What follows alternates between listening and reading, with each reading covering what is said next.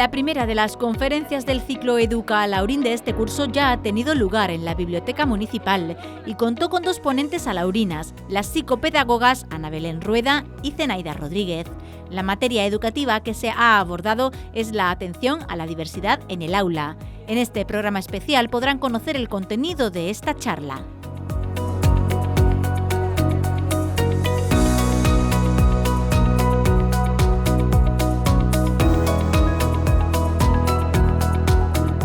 Bueno, hoy damos el pistoletazo de salida a la charla de Educa Laurín, que este año tienen como objetivo la educación de calidad, y para mí es un auténtico placer que la educación de calidad pase necesariamente por hablar del alumnado de necesidades específicas de apoyo educativo.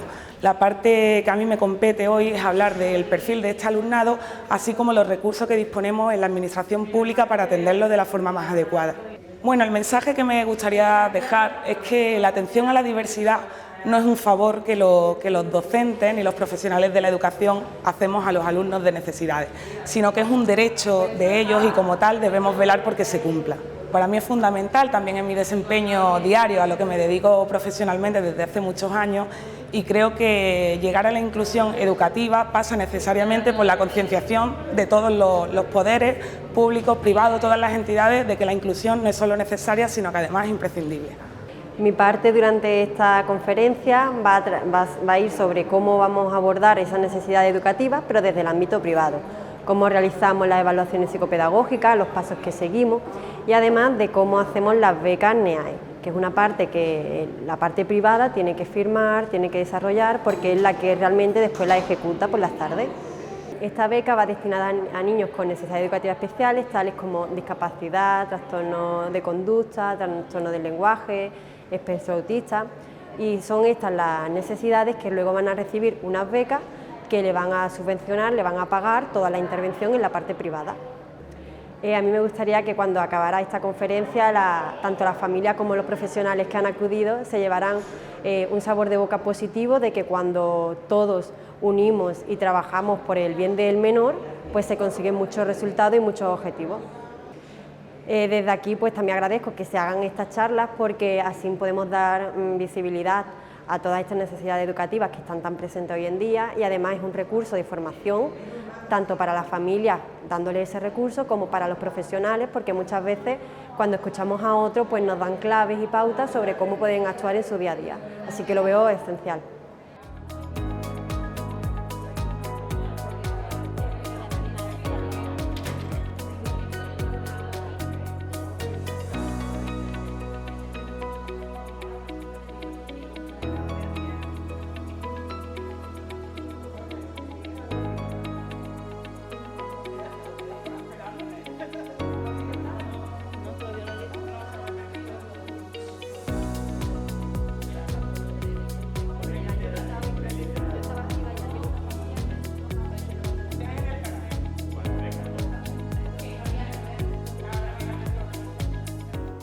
Para mí es un placer presentar a estas dos grandes profesionales, Zenaida Rodríguez y Ana Rueda. Las dos nos van a hablar de la diversidad en el aula desde el punto de vista público y privado. Como sabéis, y hoy en día cada vez es más difícil poder trabajar porque tenemos que atender a alumnos que además están en su derecho de que se puedan atender porque tienen unas necesidades especiales. Y algunas veces nos encontramos que no hay bastantes recursos, porque mientras que estás atendiendo a un niño que a lo mejor necesita una hora entera, pues los otros están hablando y el docente está con los nervios de punta porque dice, ¿cómo atiendo yo a este niño que necesita tanta atención y cómo a la vez hago que aprenda algo que los demás estén mientras también trabajando? Es una situación bastante difícil. Por eso, el que haya en los centros orientadores y orientadoras que apoyen esa labor docente es muy importante. Y desde el ayuntamiento también existe profesionales, como en este caso Zenaida, que a través del aula abierta del programa de Asentismo que lleva Ana Belén y que lleva también Ani Ruiz, también se ayuda a esa educación pública para que se puedan atender a aquellos niños que dentro del aula y aquellas niñas que dentro del aula resulta tan difícil de poder darle toda la atención que necesitan y que además están en su derecho de poder recibir. Así es que espero que disfruten de la conferencia y seguro que todos vamos a aprender un poco de estas dos grandes profesionales. Muchas gracias. Gracias por estar aquí junto a nosotras en esta primera conferencia que empieza con el Educalaurín. Y bueno, esperemos que sea de vuestro agrado, que aprendáis, y si os van surgiendo alguna duda, pues al final pues estaremos encantadas de poder atenderos. Esta conferencia va a tratar, como muy bien ha explicado Maribel, sobre cómo atendemos la diversidad en el aula, tanto desde el ámbito privado como desde el ámbito público. Mi nombre es Zenaida, soy psicopedagoga, estoy especializada en la intervención en necesidades educativas y también en su evaluación. Además, pues soy experta en dislexia, que es el trastorno del aprendizaje. Junto con los adolescentes, como antes han mencionado, pues hacemos orientación académica y laboral y las técnicas de estudio. Y esa soy yo. Yo soy Ana Rueda, para quien no me conozca. Buenas tardes a todos y a todas. Perdón. Yo, en primer lugar, quiero dar las gracias al área de educación, particularmente a Zenaida, a sus técnicos Ana Manzanares y Ana, y a su concejala, por invitarme a compartir aquí pues lo que será seguramente un buen espacio de reflexión y, si surge, pues también de debate. Bueno, yo soy orientadora para la Junta de Andalucía desde el año 2016. Previamente, mi relación con el diagnóstico en la educación viene dado porque fui profesora en la Facultad de Educación de la Universidad de Málaga, y ahí trabajé en el Departamento de Métodos de Investigación y Diagnóstico en Educación, lo que me dotó, bueno, pues de un bagaje para mi fin, que era dedicarme a la atención a la diversidad como orientadora en la etapa de infantil y de primaria. Los orientadores pertenecemos al cuerpo de secundaria. Yo hago aquí un poco apología de nuestra figura, que es bastante desconocida, pero de forma voluntaria podemos trabajar en infantil y en primaria, y ese es mi caso. Yo solo he trabajado 4 meses en instituto y el resto pues en infantil y primaria desde hace 5 años en el equipo de orientación educativa de COIN, es donde desarrollo mi profesión. Todo eso me lo salto. Hablando Zenaida y yo de qué podía interesar, es difícil cuando vas a plantear una charla, no sabes exactamente quiénes nos van a escuchar, ¿no? Porque tienes que hablar de una forma más general. ¿Así, Maribel? ¿Así está bien? Sí. Y bueno, vamos a hablar de cuáles son las necesidades más comunes que nos encontramos en las aulas, cómo se inicia el proceso de evaluación psicopedagógica tanto en el ámbito público como en el privado, las diferencias que hay entre una evaluación educativa y una evaluación clínica, las becas tan famosas y que nos traen tantos quebraderos de cabeza, por lo menos en los centros educativos. Parece que los orientadores somos las que las damos o las que no, y no es así, hoy aprenderéis que no, si no lo sabéis. Y los aspectos más importantes de la intervención, así como la importancia de la relación de todos los entes, todos los gerentes, todas las entidades que tienen que ver con la intervención directa con el alumnado de necesidades específicas de apoyo educativo. Esto es lo que nosotros hemos pensado, pues puede interesar en cualquier momento, pues, o al final, si tenéis alguna duda o alguna inquietud que no hayamos abordado, pues lo decís e intentamos resolverla. Aquí que hay gente que se dedica a la docencia, conocidos míos y familias también, representantes de AMPAs que veo por aquí, aparte de media familia mía, que está aquí también hoy, y mis amigas que necesitaban una excusa para salir, pues pensad un poco en cuáles son las dificultades más comunes que nos encontramos nosotros en el aula en la actualidad. Bueno. Desde mi experiencia profesional yo podría decir que las dificultades que más venimos identificando tienen mucho que ver con las áreas que aquí señalo. Me gustaría hacer aquí un paréntesis porque yo ahora mismo estoy hablando de dificultades y esto es importante porque no es lo mismo una dificultad que un trastorno o que una discapacidad. Son cosas diferentes y hay que entenderlas de forma diferente. Los orientadores trabajamos sobre necesidades educativas. Yo siempre he dicho que cuando empecé a trabajar en esto, me paso, y mis compañeras de equipo lo saben, aquí compañeras de Leo de Fuengirola y de mi propio equipo de COIN, yo siempre he dicho, yo he entrado a trabajar aquí y el 90% de mi tiempo evalúo y el 10% asesoro. Y me gustaría jubilarme, por lo menos, asesorando el 50% y evaluando el otro 50%. Si eso pasa, que yo quiero pensar que va a pasar, es que lo estamos haciendo bien, porque eso implicaría necesariamente que las aulas se están diversificando, que en las aulas empiezan a tener cabida todos nuestros alumnos, que son diferentes desde que nacen. No hace falta tener un trastorno, una discapacidad para ser diferente, todos tienen ritmos diferentes.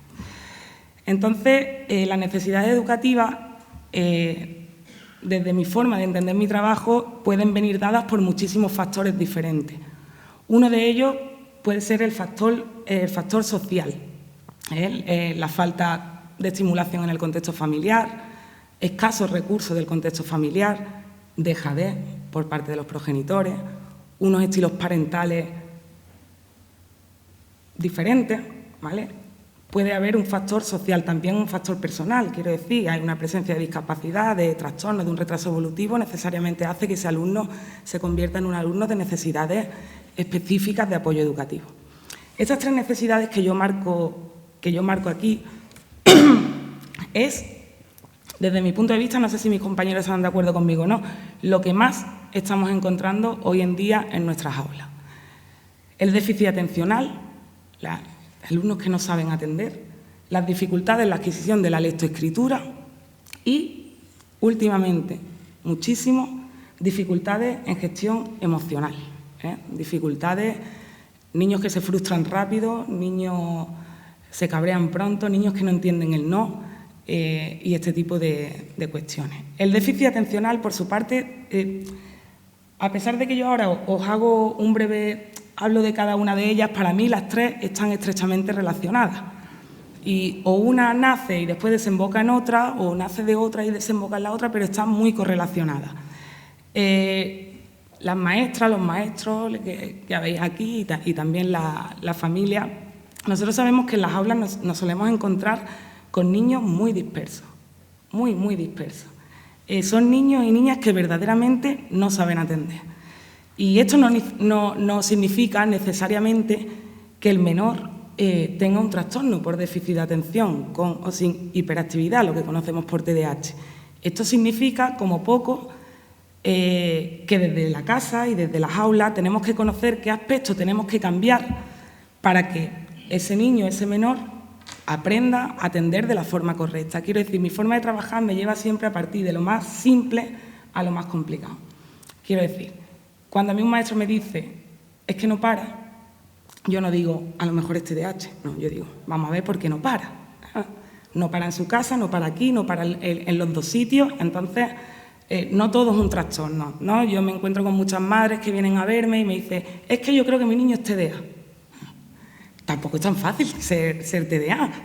Hay unos criterios diagnósticos regidos por el DSM-5 y no es tan fácil, ¿no? Entonces ya un poco de nerviosismo es TDA, ¿no? Igual que con los adultos pasa, un poquito de tristeza es depresión, ¿no? Cada cosa en su medida. Después nos encontramos también con niños en el primer ciclo de primaria hasta segundo y también en tercero y cuarto, con verdaderas dificultades en la adquisición de la lectoescritura. Tanto en la decodificación del grafema, ¿no? De la forma de la palabra, el fonema, en las inversas, como en la comprensión lectora. Desde mi punto de vista, y yo sé que aquí me voy a ganar a muchos enemigos, pero no me importa, es muy frecuente que nos encontremos en educación infantil, estamos hablando de niños de 3, 4 y 5 años, ¿vale? Con padres, con madres, incluso con docentes, preocupados porque los niños no leen. Bueno, lo cierto es que en esta etapa no tienen por qué leer. Nuestro currículum, nuestra normativa, adquisición de la lectoescritura está en el primer ciclo de educación primaria. En segundo de primaria tienen que acabar leyendo, pero en 5 años... Pero una preocupación de padres, madres y de maestros, ¿eh? O sea, Después aquí tengo yo compañeras de infantil que después me van a regañar, pero aquí hay como una cosa, ¿no?, de yo los mando primero y ya saben leer, ¿no? Es como que, pues lo cierto es que no todos están preparados para leer en esa etapa. Es una etapa crucial para el inicio de la lectoescritura, para eso sí, pero a otros niveles. Quiero decir, conciencia fonológica, conciencia semántica, a nivel de ritmo, de presentación de letras, de conocerlas, de jugar con ellas, pero evolutivamente yo me atrevería a decir que en esta etapa gran parte de nuestro alumnado no está preparado para leer. Y si no entendemos eso, fracasamos como docentes. Y fracasamos porque, desde mi punto de vista, la exposición a la lectura tiene que ser una exposición natural, que el niño la busque, que tenga curiosidad por saber qué pone ahí. Si obligamos y forzamos cuando evolutivamente el nene no está preparado, lo que estamos buscando es que el niño se frustre porque no sabe leer y que no quiera ver un libro ni en pintura, hablando claramente. Hay que dejarlo. Todo lo que en esa etapa, en infantil, se trabaje respecto a los prerequisitos de la lectura sería y será una garantía de éxito cuando el menor se exponga a la lectura, entendida como la decodificación del código alfabético, y que llegue de una forma natural y no forzada es la clave. Respetar el ritmo de cada uno de nuestros alumnos, y esto es verdad que no es tarea fácil, menos en infantil, con ratios que tenemos ya a 27 niños en muchos grupos. Es muy difícil respetar el ritmo, pero lo cierto es que hay muchos métodos de adquisición de lectoescritura. Cada docente escoge el suyo y a lo mejor el niño no aprende por un método global, ¿no? Y entonces llegan a primero y a mí me dicen, tiene dislexia. No, mira, no puede tener dislexia. La dislexia se tiene cuando el proceso lectoescritor está adquirido, ¿vale?, y existe esa dificultad. Pero es que el proceso no está adquirido, por tanto no puede ser dislexia, ¿no? Entonces va un poco por ahí. Me voy a ganar yo un montón de enemigos hoy aquí, pero no importa. También me gustaría, para los padres y las madres que habéis aquí, si tenéis a niños en infantil, pues daros un mensaje de tranquilidad. Los niños que están infantil y aún no leen, no pasa nada, ya leerán. Si no hay ningún tipo de trastorno o discapacidad que le impida, ya leerán a su ritmo. La lectura tiene que ser una experiencia bonita que solemos empañar con la presión y la nula experiencia de éxito del alumno cuando se expone a su práctica. Y después ya no yo como madre, no como orientadora, sino como madre, pues a todas nos gusta llegar del verano, cuando los niños van a entrar en primero y decir, pues mi niño este verano se ha leído 3 libros, pero bueno, no es tan importante eso, ya leerá. Y después las dificultades en gestión emocional, que es para mí la que tiene mayor importancia. Estarán ustedes de acuerdo conmigo o no, pero cada vez son más el alumnado fácilmente frustrable, con poca tolerancia al fracaso y por ende con conductas muy disruptivas dentro de las aulas. Tampoco podemos perder la visión de dónde venimos. Quiero decir, para mí este tipo de conductas han crecido de forma exponencial después de la pandemia.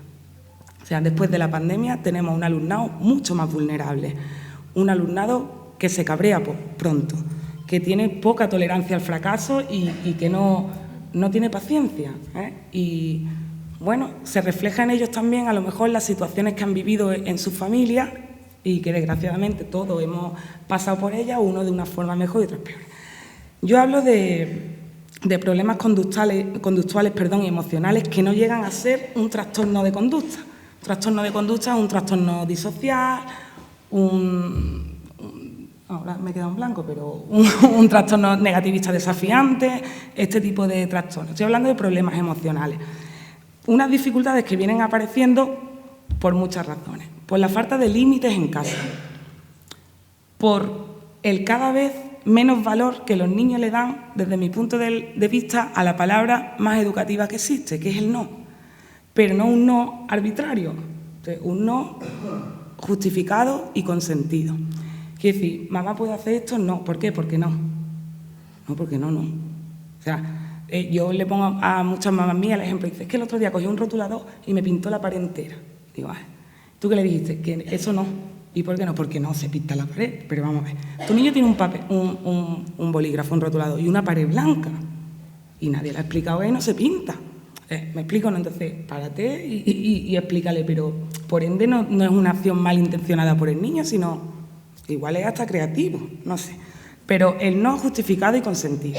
La clave, además de la paciencia en la casa, es el establecimiento de límites y de normas consensuadas. Tenga la edad que tenga el niño, puede entender las normas. No le podemos poner una norma no adecuada a su edad, pero los niños entienden las normas.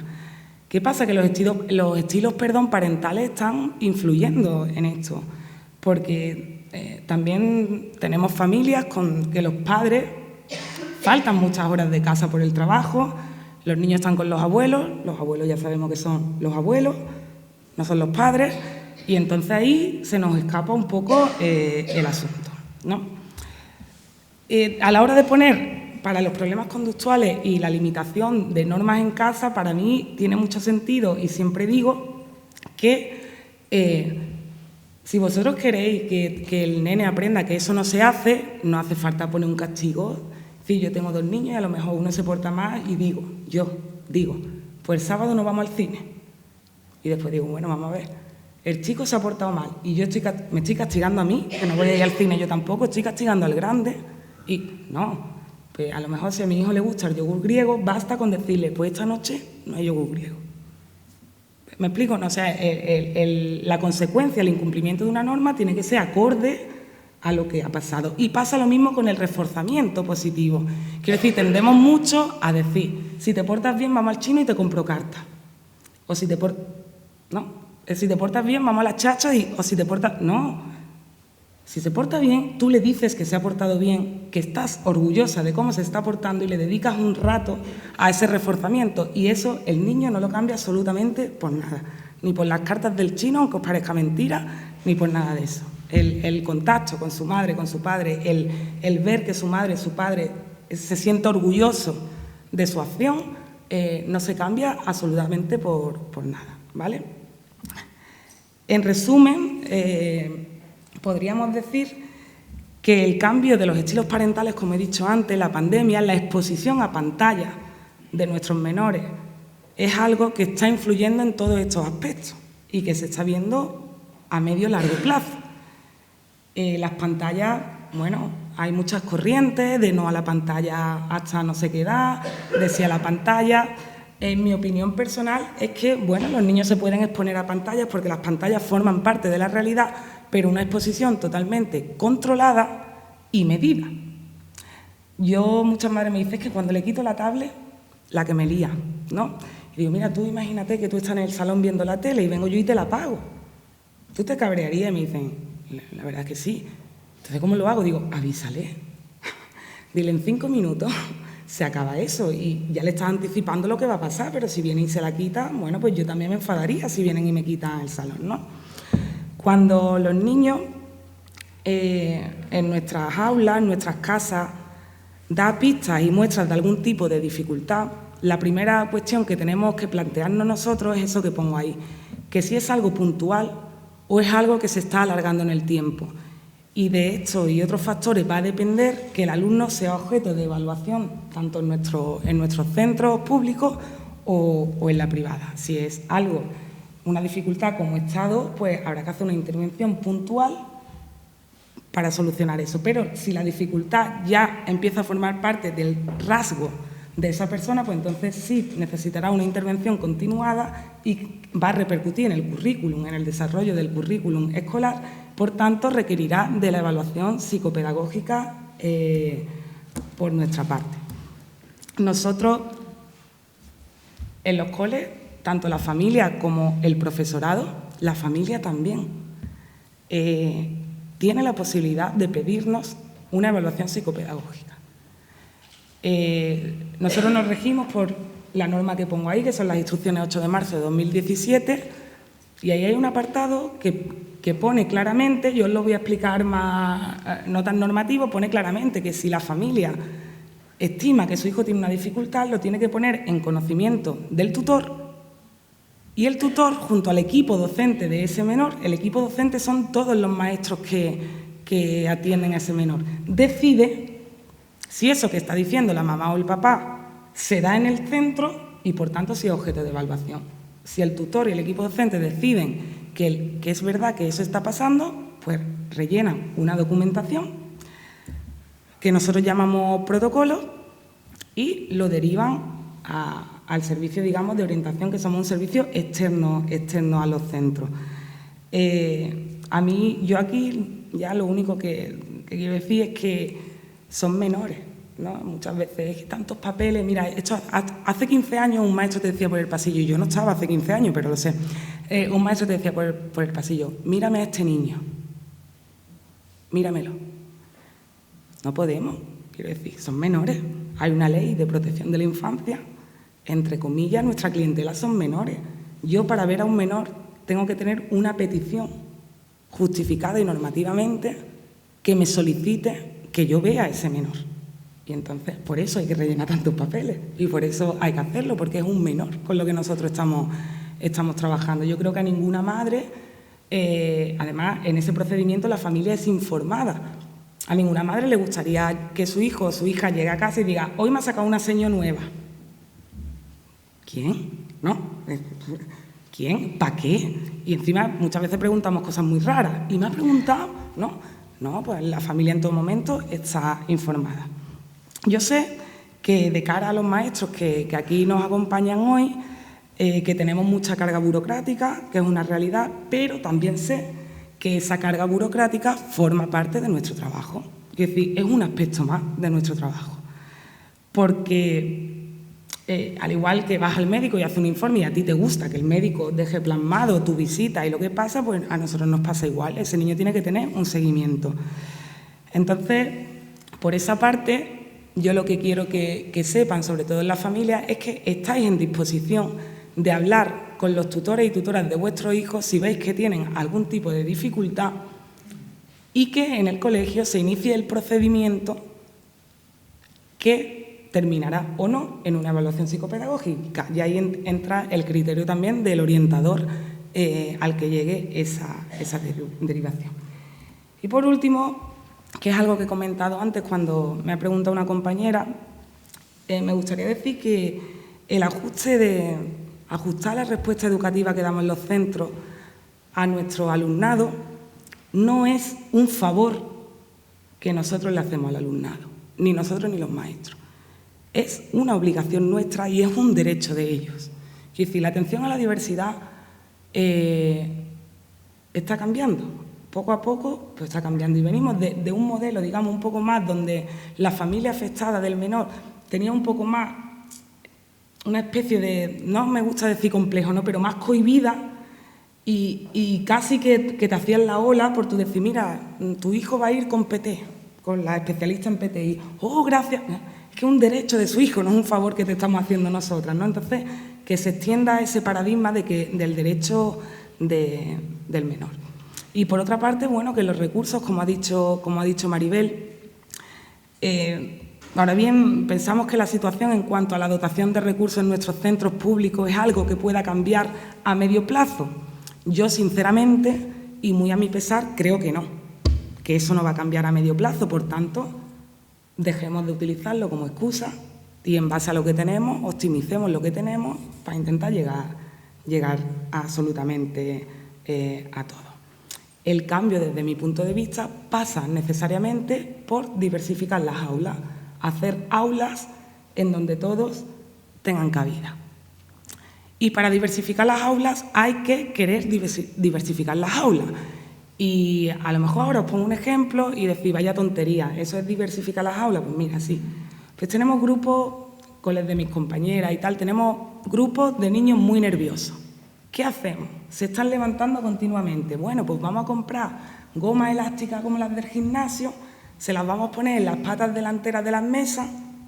Pero Ana, los niños que van a hacer gimnasia, no van a hacer gimnasia, van a apoyar las piernas ahí, van a tener las piernas en movimiento, van a estar descargando físicamente, hay energía y no van a tener esa necesidad de levantarse continuamente. No os voy a mentir, a lo mejor la ponemos en 10 y funciona con 1, pero bueno, ha funcionado con 1. Ahora vamos a seguir investigando para los demás qué podemos hacer, ¿vale? En muchos centros lo estamos haciendo, estamos diversificando aulas y lo estamos haciendo pues poniendo goma, estamos utilizando las agendas que se utilizan para los niños que se encuentran dentro comúnmente se utilizan para los niños que están dentro del espectro autista, ¿no? Las agendas visuales, pues yo, por ejemplo, en mi centro, en 3 años, siempre digo agendas para todos. ¿Cómo para todos? Si este niño me entiende, no, para todos. Que todos vean cómo es la jornada escolar. ¿Y eso por qué? Pues mira, te voy a explicar por qué. ¿Tú te imaginas que tú llegas al colegio a las 9 y no sabes a qué hora te vas a ir? ¿A ti qué te entra por el cuerpo si tú no sabes a qué hora terminas de trabajar? ¿Estás ansioso? ¿Estás nervioso? ¿Esto cuándo acaba? Bueno, una agenda, todos vienen a 3 años, su primera experiencia en centro, pues una agenda para todos. Así se diversifica el aula de infantil.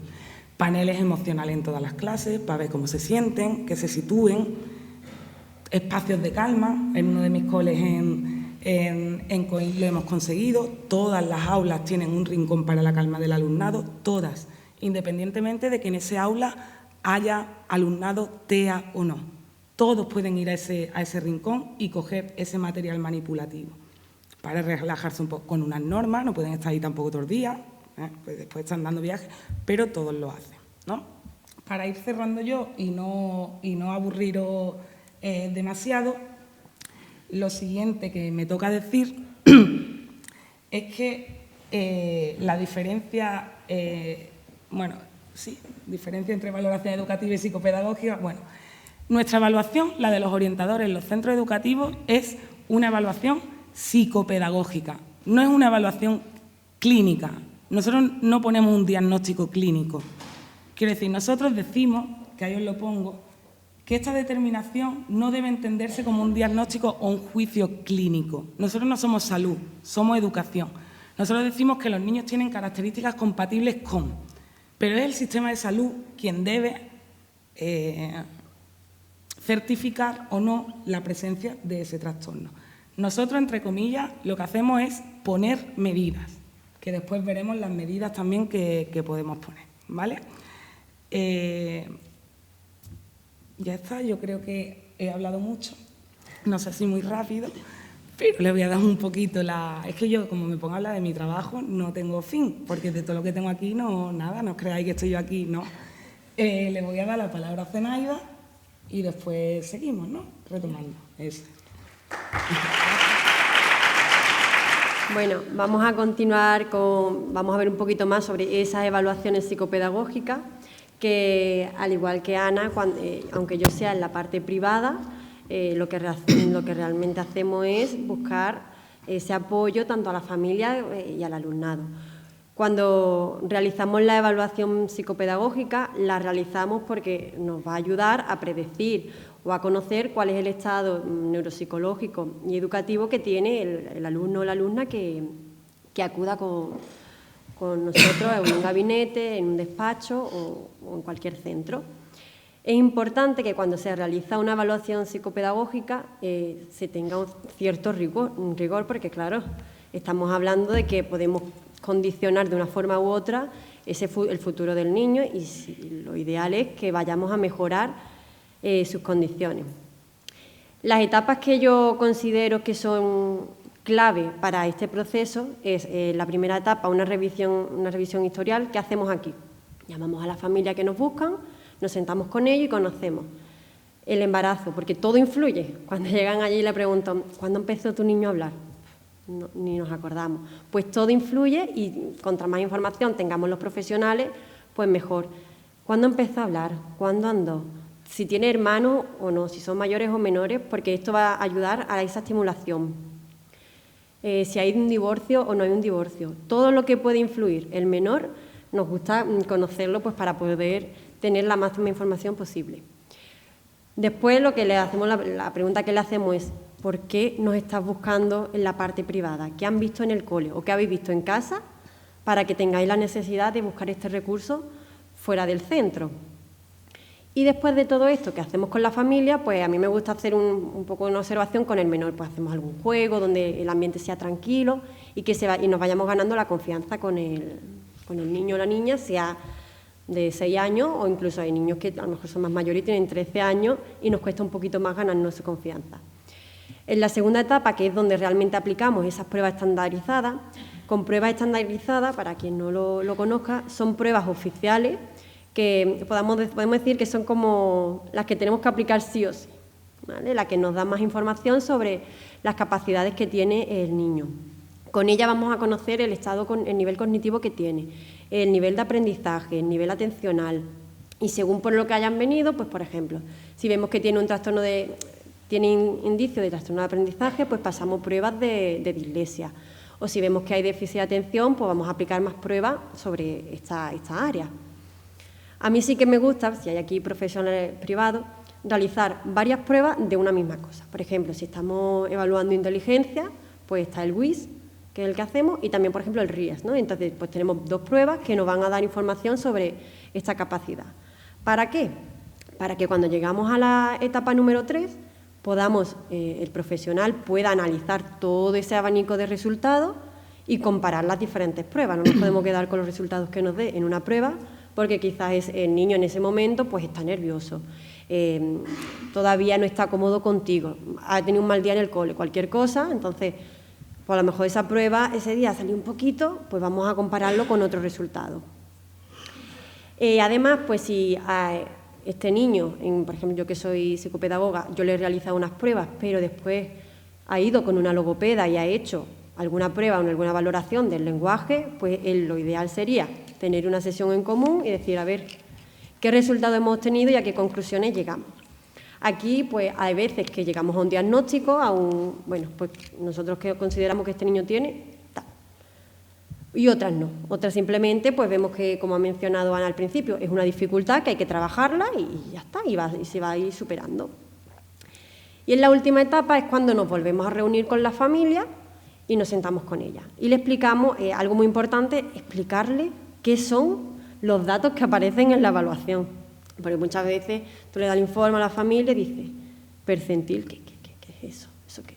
Entonces, es muy importante sentarnos con la familia, que se le explique qué significa cada apartado, cuáles son los puntos fuertes de nuestros niños, decirle, bueno, en qué ha destacado. Siempre hay algo que hace un poquito mejor. Vamos a destacar eso porque si no la familia se va con un sabor de boca de esta reunión. Hay cosas positivas. Y, bueno, cuáles son las debilidades que hemos encontrado en los niños y cómo vamos a intervenir en ellos. A veces, pues, desde una intervención privada, a veces le recomendamos otro tipo de terapeuta, le planteamos cuál es nuestro punto de vista a nivel profesional. Y llegamos a las becas. A los profesionales que veo por la sala ya se están riendo porque cuando llegamos esta época, tanto a la parte pública como a la parte privada, es un caos de informes, de papeles, de niños que van y vienen. Las becas del Ministerio para necesidades educativas especiales son unas becas que el Ministerio da a niños que tengan estas características. Una discapacidad, un trastorno grave de conducta, trastorno de la comunicación y del lenguaje, TEA, que es el trastorno del espectro autista, TDAH, niños que tengan déficit de atención o hiperactividad, y altas capacidades intelectuales. Aquí hago un paréntesis actualmente, a mi pesar, los niños que tienen el trastorno de aprendizaje de dislexia todavía no están, no pueden solicitarla. Y los de compensatoria. Exacto. Que además son los más necesitados. Entonces tenemos aquí todavía una población que no pueden acceder a ella y que, bueno, ojalá algún día, pues espero que sí le den también esa oportunidad. ¿Cuándo se solicita? Este año se ha solicitado desde el 8 de mayo al 30 de septiembre. Más o menos siempre desde hace unos años hasta ahora, suele ser por estas fechas. Así que si alguien está en un periodo de evaluación o que sepa que va en este periodo. ¿Cómo se solicita? Pues a través de la web del Ministerio de Educación. Si no tienes perfil, pues puedes registrarte con tu DNI, tu usuario y demás, y se rellenan todos los datos, desde los DNI, situación laboral, los miembros de la familia, todos los datos necesarios, se imprime y se tienen que rellenar una serie de documentos que ahora veremos a continuación y se presenta en la Secretaría del Cole. También se puede hacer a través de vía telemática, pero aquí da más complicación la cosa, así que yo siempre recomiendo llevarlo al centro. ¿Qué ayudas nos dan? Pues tenemos muchas de ellas, que ahora, aunque aquí veáis muchas, luego especificaré un poco cómo se dan. En enseñanza, hasta 862 euros. Las cantidades que veis aquí es máximo, ¿vale? Dan hasta aquí. Transporte interurbano, 617 euros, comedor escolar, bueno, ahí tenéis un poquito todas las que dan. Yo voy a mencionar la de reeducación pedagógica y del lenguaje, que dan hasta 913 euros para cada una de ellas, 913 para reeducación pedagógica y 913 para el lenguaje. Depende de las necesidades que tenga el niño, va a poder optar a una, a las dos, ¿no? Según las necesidades que en el cole pues hayan observado. Y este año hemos tenido una novedad, que es el subsidio por gastos adicionales de 400 euros, que se va a dar a todas las familias que le hayan aceptado la beca. Hay algunas, como todas la del principio, muchas veces no se dan porque hay de otra forma en la que la pueden conseguir. Por ejemplo, el comedor. Hay otro tipo de ayuda que cubren el comedor. Entonces, si hay otra entidad que lo cubra, pues no se hace a raíz de la de necesidad educativa. Cuando hablamos de reeducación pedagógica, es muy importante que sepamos que esta intervención es una intervención psicoeducativa específica a través de un profesional, sea un psicólogo, un pedagogo o un psicopedagogo, y se va a trabajar con las necesidades de aprendizaje que muestra el niño. Es importante que aquí no incluye los apoyos escolares o las clases particulares que van los niños. Esto no entraría dentro de reeducación pedagógica. Y por otro lado tenemos la reeducación del lenguaje, que es cuando un profesional logopeda pues, va a dirigir su intervención a mejorar o optimizar algunos componentes del lenguaje, por ejemplo, como la fonología, la semántica y otros aspectos que influyen en que el niño pueda desarrollar su lenguaje y su comunicación de forma adecuada.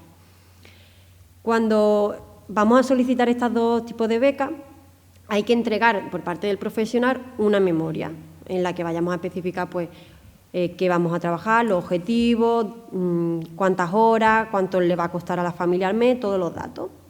Y aquí es donde tiene que rellenar el apartado número D, el profesional o gabinete que le vaya a dar la intervención al menor.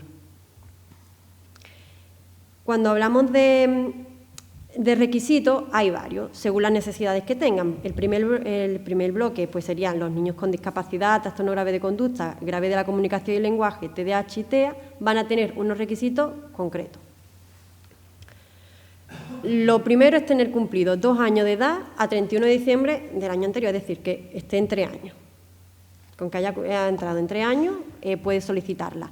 Sí es cierto que si en el centro pues detectan que antes de cumplir esa edad ese niño necesita una intervención de forma urgente, pues lo pueden solicitar, pero por norma general es a partir de los 2 años. Estar escolarizado en un centro específico, una aula específica dentro de un centro ordinario, como tenemos aquí en la localidad, algunas aulas específicas en los coles o en un centro ordinario donde atiendan a estas necesidades. Y bueno, ¿qué cursos podemos solicitarla? Pues desde infantil, primaria, ESO y bachillerato, pero también tienen cabida los niños que estén en un grado medio superior, enseñanzas artísticas profesionales, ciclo formativo de grado básico, incluso los que asistan a ciertos programas de formación para la transición a la vida adulta. Es decir, vamos a cubrir prácticamente toda la infancia, toda la adolescencia y casi llegando a la vida adulta.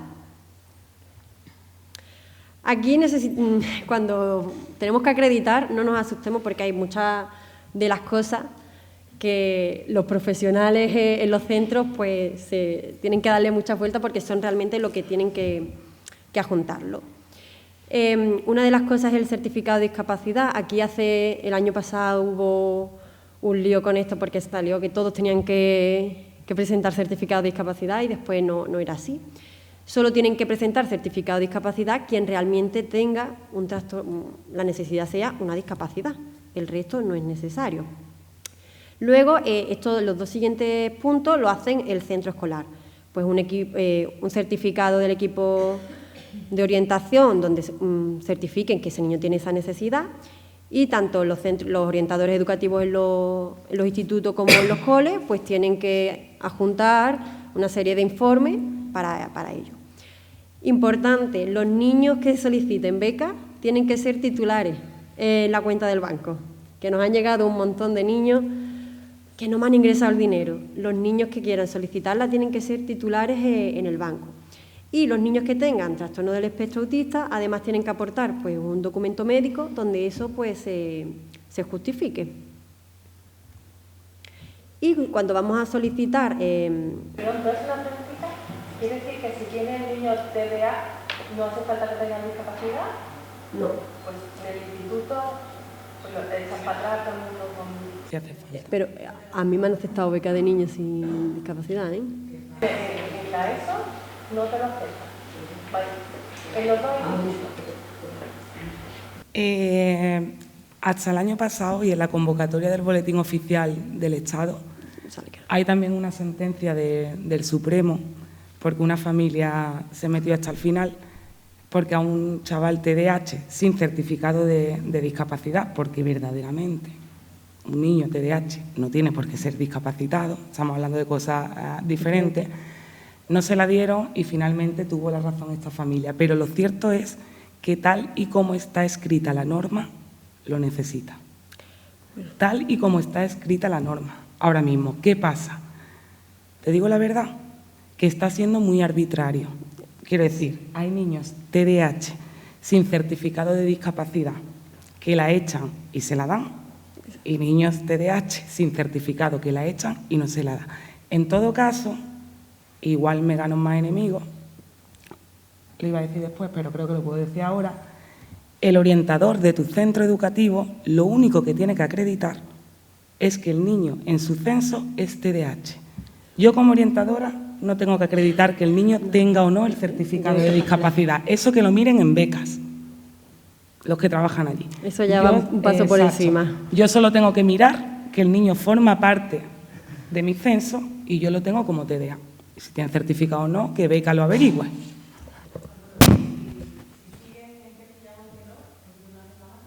Claro, porque hay niños eso con, vamos, según el documento de este año, discapacidad, ponía tal cual, solo en caso de discapacidad. Lo que pasa es que luego, bueno, salió otra parte. Pero yo siempre digo, aunque tenga TDAH y os digan, tiene que acreditar el certificado de discapacidad, solicítala. Solicítala porque hay niños que tienen esta necesidad y se la han dado, o sea que solicítala.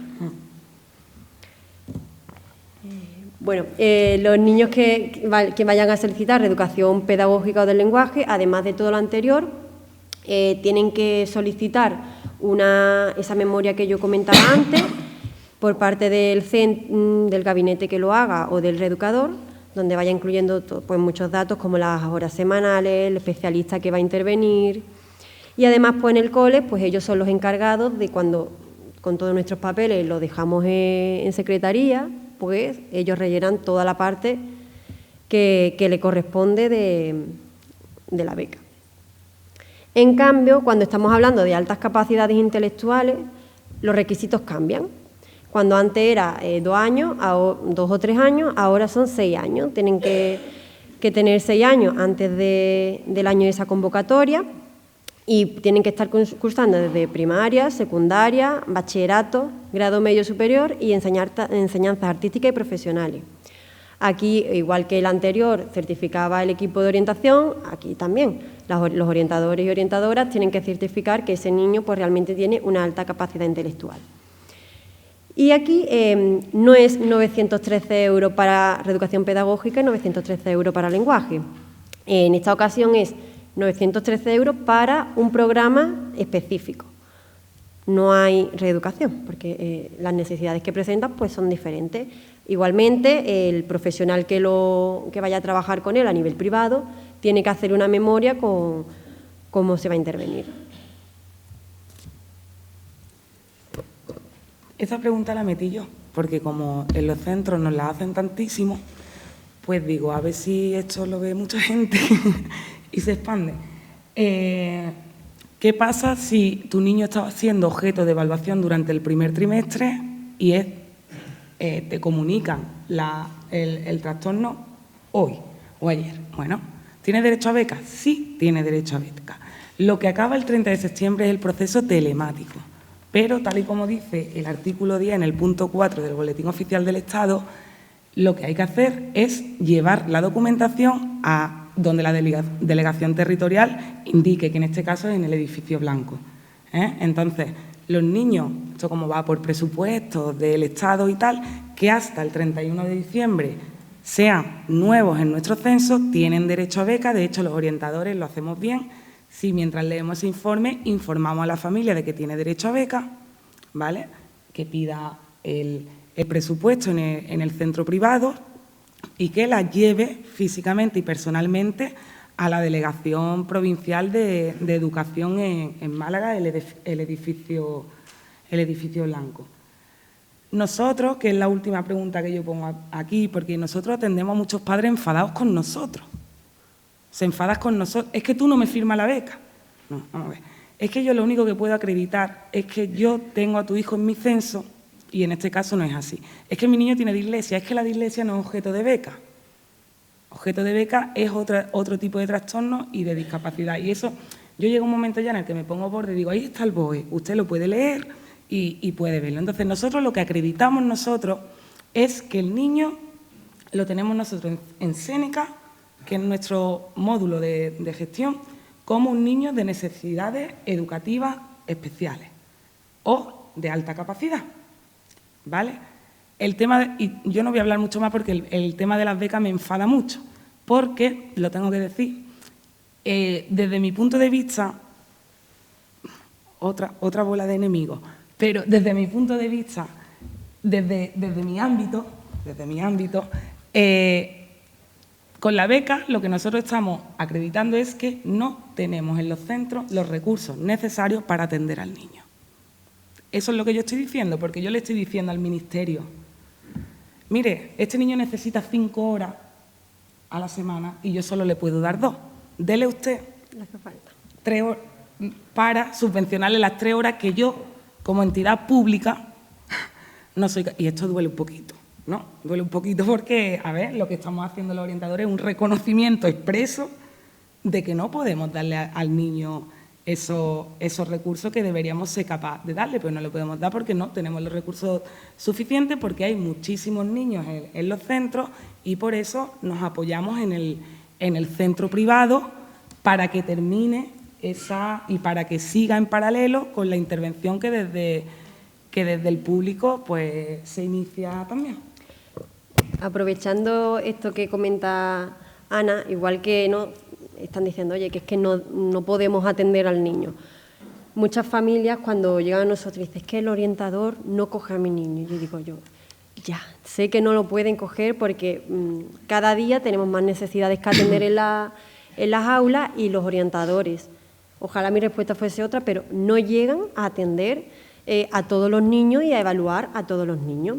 Entonces, cuando viene alguna familia y proponemos esa evaluación, yo sí que, como las hacemos, las evaluaciones que se hagan por privado, que sean lo más completa posible, y que cuando se lleva al centro, pues los orientadores pues la lean, la revisan, conocen al niño, conocen a la familia y muchas veces pues nos facilitamos entre unos y otros el trabajo, porque por tiempo pues muchas veces ellos no llegan a lo que a lo mejor yo por la parte privada pues sí puedo llegar.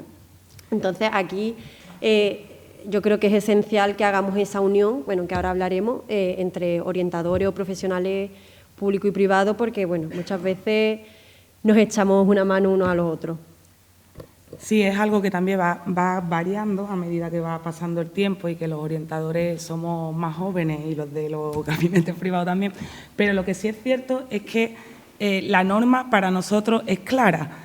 Cuando una familia viene con un informe externo de un gabinete privado, el orientador puede o no tomar en consideración ese informe. Y ahora aquí a lo mejor parezco cruel, pero voy a poner un ejemplo. A nosotros, los orientadores en educación no tenemos intervención directa con el alumnado. Nosotros evaluamos, hacemos su informe, determinamos en qué hay que intervenir, cómo hay que intervenir y quién va a intervenir. capitaneamos ese equipo de orientación. Pero dicho de una manera bruta, a nosotros lo que nos interesa es que el alumno supere el currículum. Es así. A nosotros lo que nos interesa es que el alumno sea capaz de adquirir aprendizaje. ¿Y por qué digo esto? Porque puede haber alumnos, sinceramente, que estén diagnosticados clínicamente de TDAH, pero funcionen bien curricularmente. Y yo, si un alumno mío, TDAH, con un juicio clínico de salud mental, que pone TDAH, tipo combinado, y yo me voy a su expediente y está en quinto, y el niño lo tiene todo superado, yo digo, o nosotros decimos, yo a este niño, ¿para qué le voy a atender de forma específica si este niño va? Entonces, el objeto de atención nuestra mira siempre como meta la superación de las competencias que el alumno tiene que ir adquiriendo. Por eso no tenemos uno ni dos, tenemos muchos niños con TDA. Tenemos incluso niños TEA que no atendemos porque no nos necesitan. Están totalmente integrados, han logrado un nivel de autonomía que les da, y después tienen buen nivel cognitivo para ir tirando con medidas generales dentro de su clase, ¿no? Entonces, hay también diferencias entre la intervención en nuestros centros, porque claro, a lo mejor ese TDAH que yo no atiendo en el cole porque supera, va con ella por la tarde y está superando porque va con ella por las tardes, ¿vale o no? Y entonces la madre me dice, es que me tengo que poner mucho con él. Digo, pues sigue poniéndote, porque mira, te pone y él tira, ¿no? Entonces es un poco ahí moverte en la línea. Si detectáis que un niño tiene algún problema y lo pone en conocimiento de la familia y la familia no actúa o no autoriza, no puede actuar. La familia, por norma y por la Ley de Protección de la Infancia, no se puede negar a que el hijo no sea valorado. Cuando yo me reúno, estas reuniones que he hablado que ha comentado Zenaida, en su ámbito es diferente a la mía, porque a su ámbito van porque quieren, le buscan, van porque a ellas la buscan, a nosotros a veces nos huyen. Pero yo no pido permiso a la familia, yo informo a la familia. Y esto, por sentido común, la naturaleza, o sea, no podemos dejar en manos del adulto el bienestar del menor, porque no todos los adultos velan por los menores. Entonces nosotros informamos a la familia. Igual que una familia no se puede negar a que el menor reciba esa atención específica. La familia puede reclamar tu informe, ponerte una reclamación, su dictamen. No se puede negar a que reciba esa atención. Siempre prevalece el derecho del menor, siempre. Justo eso es lo que vamos a mencionar, como qué aspectos vemos importantes que se tengan en cuenta en la intervención, tanto sea en el ámbito privado, sea dentro de un aula, los PT o los ALs que trabajan. Y el primer punto es que el centro del proceso educativo es el menor. Tenemos que, toda nuestra intervención y todo lo que hagamos va a ser centrada en el bienestar del menor, en buscar su desarrollo, tanto de aprendizaje, social, porque muchas veces esta parte social, como a nivel académico, que vaya bien, pero bueno, es que hay una parte social muy importante que tenemos que centrarnos en ella. Entonces, el primero que nosotros hemos puesto es que nuestro foco va en el menor. Tenga las circunstancias que tengan, que las tenemos en cuenta, pero nosotros vamos a enfocarnos en el menor. Por ejemplo, hay niños que cuando están en sesiones, ¿no? Pues a lo mejor los padres se divorcian. Y muchas veces vienen y dicen, no es que no se quiere que se vaya con el padre o con la madre. A mí eso me da igual el padre o la madre. Yo lo que voy a velar es porque el menor esté con el padre o esté con la madre, pues tenga unas condiciones óptimas. A mí no lo que tengáis los adultos como pareja, si no le influye al niño. El segundo punto que es muy importante es conocer qué conocimientos previos tiene el niño para saber pues de dónde partimos. Cuando tenemos una evaluación, tanto del cole o privada, pues nos va a ayudar a saber cuáles son sus capacidades cognitivas, cuáles son sus capacidades atencionales, de dónde vamos a partir. Porque si no tenemos esta evaluación, pues vamos un poquito, tenemos que conocer al niño. Si la tenemos, pues nos das pistas. Muchas veces, aunque tengamos esa evaluación, cuando nos ponemos a trabajar, pues van surgiendo otras. Y esto va a raíz con La evaluación nos sirve pues, para planificar y adaptar esa intervención que hacemos. Cuando tenemos a los niños, por ejemplo, en sesiones, hay niños que a lo mejor han venido porque no saben leer y escribir y a lo mejor es que tienen un déficit de atención que no le ha permitido aprender a escribir, a leer y a escribir. O tenemos otros casos donde vienen porque es que el niño no se relaciona en el colegio, no quiere tener amigos y es que a lo mejor hay algo más detrás de eso. Y conocer los intereses y aficiones. Muchas veces esto, pues, con el ajetreo de los días, pues se nos va. Y es muy importante conocer qué le gusta a los niños y cuáles son sus intereses. Y esto es algo que va a ir cambiando. Yo, por ejemplo, en terapia, pues cuando a algunos niños pues, a lo mejor les gusta, ¿no? Ahora que están los Pokémon, pues a lo mejor un niño no me quiere leer, pero si le pongo una descripción de un Pokémon y le cuento un Pokémon, pues a lo mejor me está leyendo y vamos a trabajar la comprensión lectora. Entonces, desde el aula, por ejemplo, es imposible conocer los intereses y poder hacer una intervención donde todos los intereses estén cubiertos. Pero sí que más o menos sabemos que según la edad que estén, van a tener más gustos por una cosa u otra. Entonces, podemos utilizar esto para trabajar un montón de objetivos. Y el número 5 es acompañar en el proceso. A mí durante la carrera me dijeron, te van a pagar para pensar cómo el que tiene enfrente va a aprender mejor. Y yo creo que esa es la clave. A mí me pagan por saber cómo el niño que tengo a mi lado enfrente va a aprender mejor, si va a aprender mejor viendo con imágenes, si va a aprender mejor con un juego o cómo va a aprender.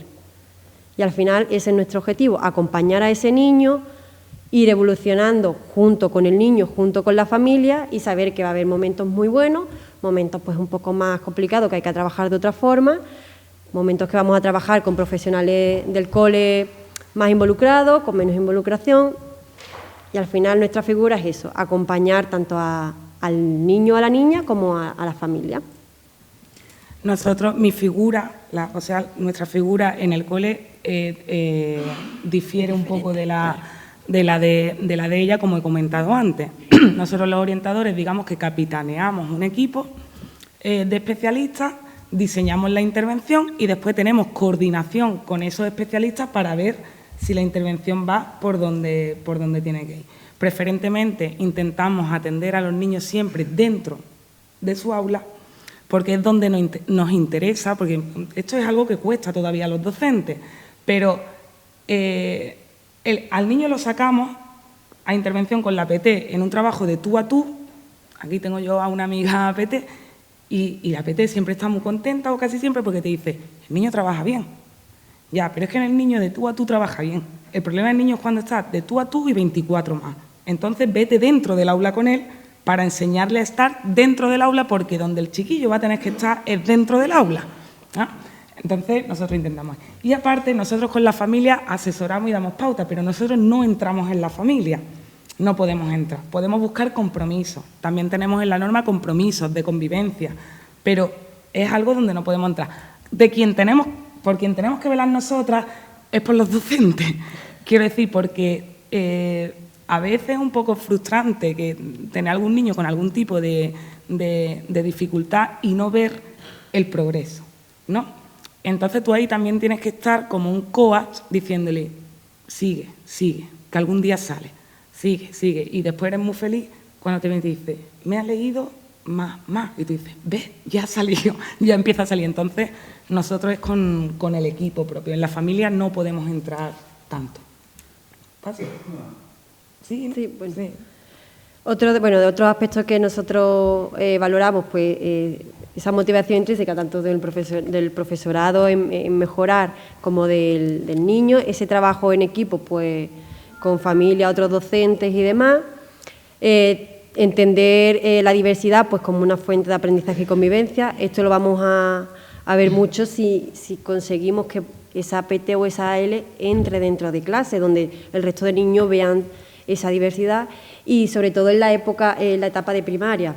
Incluso a muchos niños de la secundaria aprender divirtiéndose, ¿no? Que no sea todo, ¿no? Porque yo no soy partidaria de eso que se decía de, por ejemplo, la letra con sangre entra. Entonces, bueno, vamos a ir avanzando y buscando otras formas de aprendizaje. ya rápidamente, porque esto ya lo conocemos un poquito todas, decir que en el ámbito privado los profesionales de atención a la diversidad que existen somos nosotros, los orientadores, y después nosotros tenemos también equipos especializados. Quiero decir, nosotros en delegación tenemos equipos especializados en conducta, en atención temprana, en discapacidad auditiva, en discapacidad visual, en autismo, motórico y en dificultad de aprendizaje.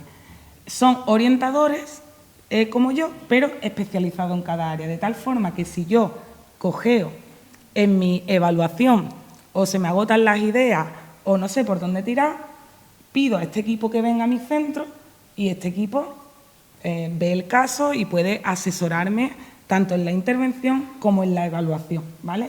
Después tenemos a los maestros especialistas en pedagogía terapéutica, los conocidos PT. Son los maestros que trabajan principalmente en la mejora de funciones ejecutivas, memoria, atención, adquisición de lectoescritura y este tipo de dificultades. Tenemos también el PT en lengua de signos española, para nuestros alumnos sordos, que me confundo muchas veces, sordo, ciego, para los sordos. Después tenemos los maestros especialistas en audición y lenguaje, que aquí me gustaría diferenciar entre lo que es un maestro especialista en audición y lenguaje y lo que es un logopeda, porque hay patologías o dificultades en el desarrollo del lenguaje que en el cole no se trabaja, pues no son de audición y lenguaje, son clínicas, son de logopedia. Entonces dice, pues si mi niño va al logopeda, ¿cómo que tú no le pones a L? Bueno, no le pongo a L porque la dificultad que tiene tu hijo no es objeto de atención de la L, es objeto de atención del logopeda, y yo no tengo logopeda, yo tengo a L. Entonces nosotros también tenemos que fiscalizar un poco los recursos. Después también tenemos a ELES en lengua de signos española, tenemos al profesorado del equipo específico de alumnado con discapacidad visual, que es un acuerdo que existe con la ONCE. Tenemos en estos tiempos muchos en huelga al personal técnico en integración social, los conocidos PETIS, y también tenemos PETIS con lengua de signos española, pero eso solo lo tenemos en secundaria. Y fisioterapeutas, pero los fisioterapeutas solo los tenemos en los centros específicos, que en Coín y en Alaurín tenemos centros específicos. Tenemos el Santa Rosa de Lima en Málaga. Son para niños gravemente afectados, plurideficientes. Y por otro lado, cuando acuden al ámbito privado, tenemos diversos profesionales. El pedagogo psicopedagogo, que es el que se va a encargar de la parte del aprendizaje. El psicólogo, que está más centrado, es el profesional que está más centrado pues, en las conductas, gestión emocional. Después aquí depende un poco también de la especialidad que tenga cada uno. El logopeda, que es el profesional que va a intervenir en las funciones del lenguaje y la comunicación. El maestro sombra, que es un profesional privado que la familia busca, aunque es verdad que muchas veces los recursos son muy limitados y no es fácil de conseguirlo, pero este profesional va a acompañar en el colegio a los niños que tengan grandes dificultades. Normalmente suele hacerse a raíz de algunas de las asociaciones. El terapeuta ocupacional, que es el profesional que va a dotar a la persona de recursos pues, para que dé calidad de vida y autonomía. El fisioterapeuta para que gane movilidad y el maestro de apoyo escolar, que es las clases particulares.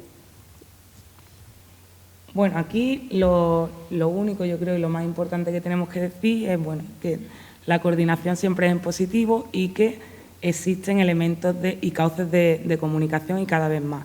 Los niños cuando entran, por ejemplo, en los CAI, en los Centros de Atención Infantil Temprana, nada más entrar las familias, firman un consentimiento informado para que en los coles podamos acceder a esa información. Pues ese mismo consentimiento informado lo podemos tener con los centros privados y lo podemos tener con diferentes profesionales como pediatría, psiquiatras de salud mental y este tipo de cosas. La familia es esencial que cuando un niño se interviene todos sigamos la misma línea.